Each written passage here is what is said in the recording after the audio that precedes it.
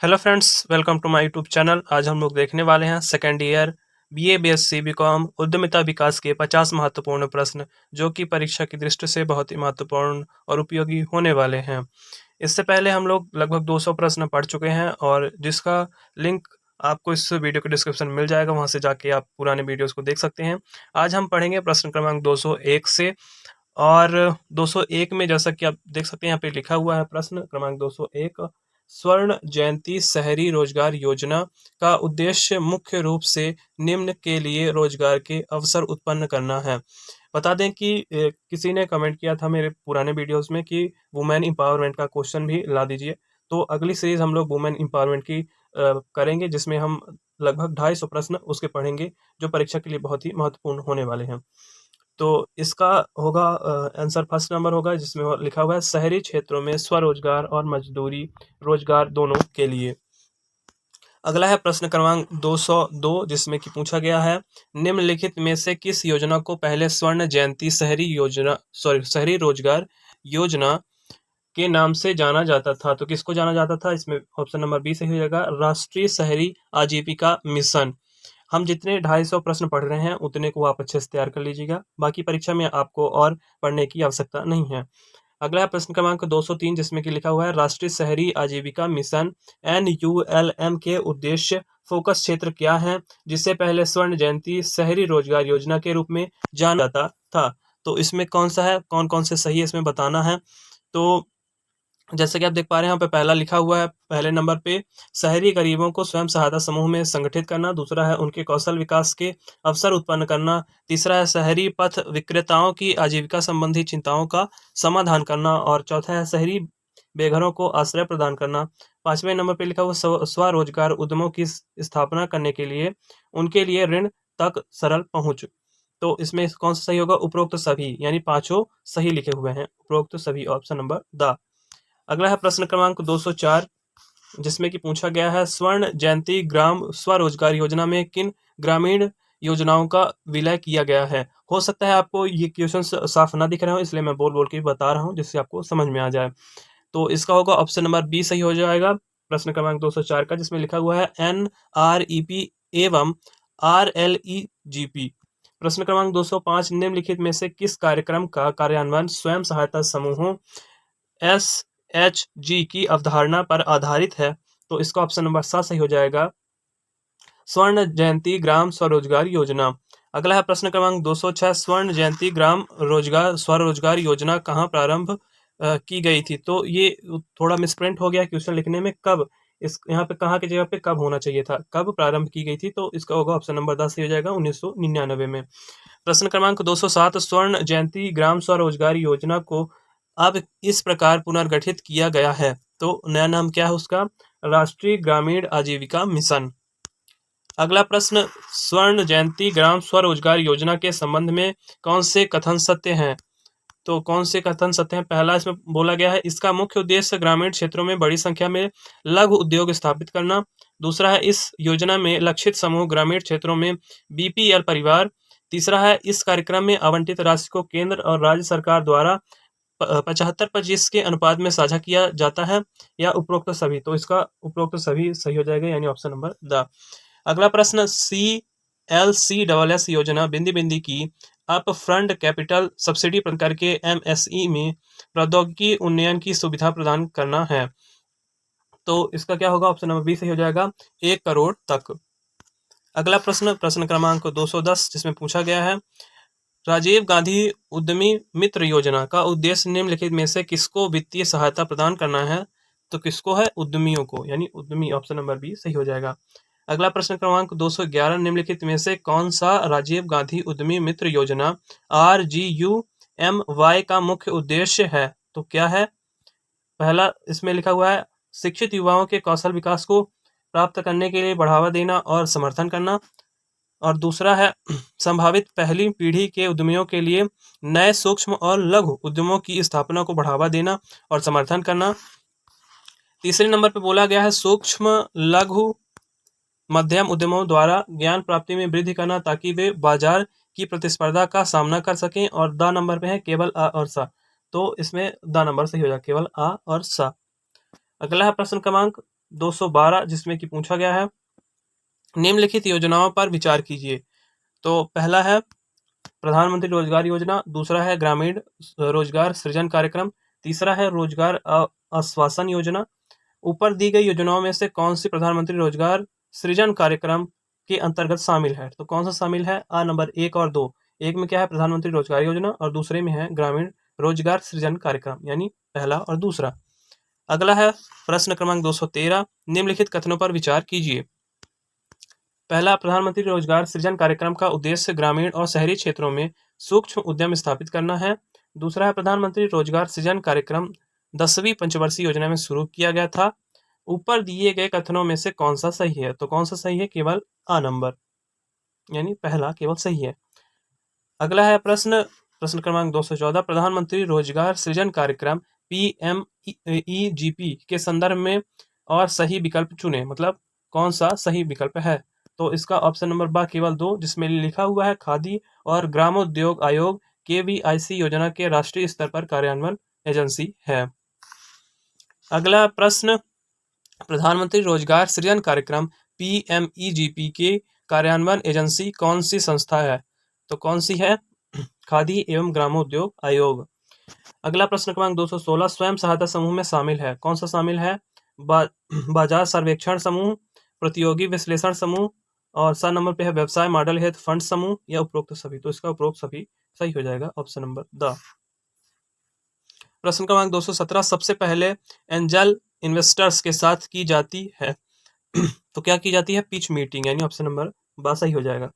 अगला है स्टार्टअप विचार के निवेशक होते हैं, तो कौन होते हैं? इसका ऑप्शन नंबर 10 सही हो जाएगा, उपरोक्त सभी, जिसमें कि एंजल इन्वेस्टर्स, वेनवर कैपिटलिस्ट और IPO द्वारा फंडिंग, ये सभी शामिल हैं। तो प्रश्न क्रमांक 218 का द होगा। प्रश्न क्रमांक 219 में है उन लोगों के अनौपचारिक संघ हैं, बिंदी बिंदी उन लोगों के अनौपचारिक संघ हैं जो अपने रहने की स्थिति में सुधार के तरीके खोजने के लिए एक साथ आने का चुनाव करते हैं। तो कौन है? स्वयं सहायता समूह, यानी ऑप्शन नंबर बी। अगला प्रश्न क्रमांक 220, स्वयं सहायता समूह को बिंदी बिंदी में पेश किया गया था, तो किस वर्ष? 1992 में, यानी ऑप्शन नंबर सा सही हो जाएगा। प्रश्न क्रमांक 221, एक स्वयं सहायता समूह में कितने सदस्य होते हैं? तो लगभग 10 से 20, यानी ऑप्शन नंबर बा। अगला प्रश्न क्रमांक 222, स्वयं सहायता समूह की विशेषताएं बिंदी बिंदी हैं, कौन सी विशेषताएं हैं? तो उपरोक्त सभी, यानी सभी इसकी विशेषताएं हैं, जिसमें कि SHG में 15 से 20 सदस्य और प्रकृति में गैर पक्षपात शामिल है। दूसरा है सदस्यों को समाज की एक ही आर्थिक स्तर से संबंधित होना चाहिए।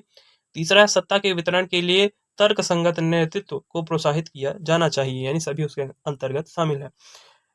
और अगला प्रश्न है प्रश्न क्रमांक 223, सूक्ष्म वित्त के लिए वितरण प्रणाली में से एक SHG प्रणाली है।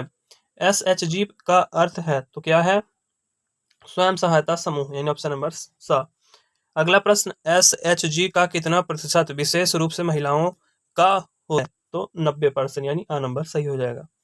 अगला है प्रश्न क्रमांक 225, जिसमें पूछा गया है स्वयं सहायता समूह में बिंदी बिंदी है, तो कौन कौन सा उसमें शामिल है? इसका भी ऑप्शन नंबर 10 सही होगा, जिसमें शामिल है मुख्य रूप से ग्रामीण महिलाओं को ऋण प्राप्त करने के लिए प्रोत्साहित किया जाना। दूसरा है महिलाओं को आत्मनिर्भर बनने में सहायता की करना, और तीसरा है महिलाओं को स्वास्थ्य जैसे प्रासंगिक समस्याओं पर चर्चा करने में सहायता करना। अगला प्रश्न, स्वयं सहायता समूह को बिंदी बिंदी पर ऋण निर्गमित किया जाता है, तो किस पे? उचित ब्याज दर पे, यानी ऑप्शन नंबर बी सही होगा। अगला है प्रश्न क्रमांक 227, स्वयं सहायता समूह निम्नलिखित में से किस मॉडल से संबंधित है? तो किससे संबंधित है? भारतीय सूक्ष्म वित्त मॉडल, यानी option number B. Next question number 228, स्वयं सहायता समूह SHG को बैंक वित्त प्रदान करना इसका एक भाग माना जाता है, तो किसका भाग है ये? सूक्ष्म शाखा, यानी ऑप्शन नंबर ए। और अगला प्रश्न क्रमांक 229, बिंदी बिंदी औपचारिक ऋण प्रणाली को ग्रामीण समाजों में एकीकृत करने में सहायता करता है, तो कौन करता है? सहायता समूह, यानी ऑप्शन नंबर बी सही हो जाएगा, स्वयं सहायता समूह। अगला है प्रश्न क्रमांक 230, जिसमें कि पूछा गया है स्वयं सहायता समूह ग्रामीण परिवारों को ऋण प्रदान करते हैं, तो जिसमें है मध्यम ब्याज दर पर, ब नंबर बिना संपार्श्विक के, और तीसरा है आ एवं बा दोनों असत्य हैं और द है दोनों सत्य हैं, तो दोनों सत्य हैं यानी ऑप्शन नंबर द सही होगा। अगला प्रश्न क्रमांक 231 जिसमें कि पूछा गया सूक्ष्म साख कार्यक्रम को बिंदी बिंदी के रूप में परिभाषित किया गया है, तो इसका ऑप्शन नंबर आ सही हो जाएगा। स्वयं सहायता समूहों द्वारा अपने सदस्यों के लिए किए गए ऋण प्रावधान। अगला प्रश्न क्रमांक 232 निम्नलिखित में से कौन सा स्वयं सहायता समूहों के बारे में सत्य नहीं है यानी असत्य है, तो इसमें कौन सा होगा? ऑप्शन नंबर आ सही हो जाएगा जिसमें लिखा है उन्हें 1982 में पेश किया गया था स्वयं सहायता समूह को, जो कि गलत है। और फिर अगला है प्रश्न क्रमांक 233